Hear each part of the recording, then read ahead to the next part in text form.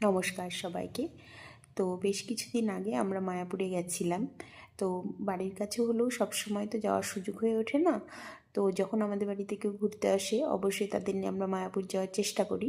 তো এইবারেও তাই হয়েছিল, আমাদের বাড়িতে অনেকেই এসেছিল। তো তাদের নিয়ে মায়াপুরে গেছিলাম। প্রত্যেকবার এসেই ভাবি যে নতুন মন্দিরটাতে ঢুকবো, কিন্তু সময় সুযোগ হয়ে ওঠেনি বা সেই সুযোগ আমরা পাইনি। তো এইবার আমরা সেই সুযোগটা পেয়েছিলাম। বিকেল 4:30 এই মন্দিরের যে গেট সেটা খুলে দেওয়া হয়েছিল 30 মিনিটের জন্য।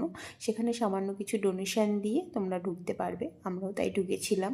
লোক এখানে লাইনে দাঁড়িয়েছিল যে এই নতুন মন্দিরের ভেতরটা কেমন সেটা দেখার জন্য। ভীষণ আগ্রহ ছিল মন্দিরটা কীরকম দেখব।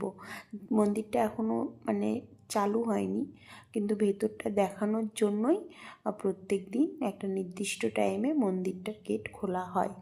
আমরা তো দেখেছি, এই ভিডিওর মাধ্যমে তোমরাও ভেতরের মন্দিরের কীরকম কী কাজ, কত দূর কী এগিয়েছে তোমরাও দেখে নিতে পারো। এটা যখন পুরোপুরি রেডি হয়ে যাবে তখন এত অপূর্ব সুন্দর দেখতে হবে মন্দিরটা, কি বলবো, এখনই সেটা বোঝা যাচ্ছে।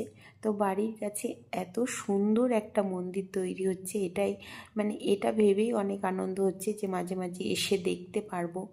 তো এখনও মন্দিরটা হয়তো রেডি হতে অনেক সময় লাগবে। জানি না কবে মন্দিরটা পুরোপুরি ওপেন হবে।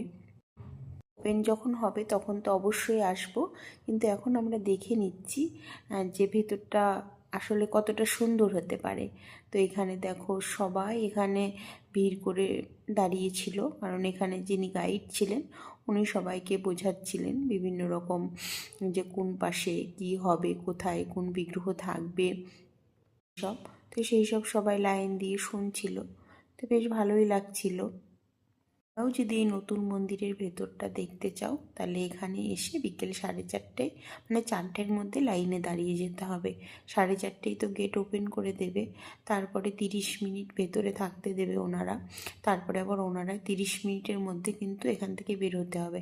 এইটা হচ্ছে নতুন মন্দিরের সামনে মেন অংশ বা মেন গেট হবে হয়তো পরবর্তীকালে এদিক দিয়ে, যেখানে এখনও কনস্ট্রাকশনের কাজ চলছে।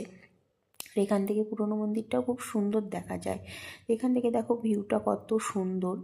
এখানে সবাই সেলফি তুলছিল, সবাই এখানে ভিডিও করছিল। তো সব থেকে সুন্দর হচ্ছে এই সামনের এই জায়গাটা, এখানে দাঁড়াতে খুবই সুন্দর লাগছিল। তো কেমন লাগলো ভিডিওটা অবশ্যই জানি।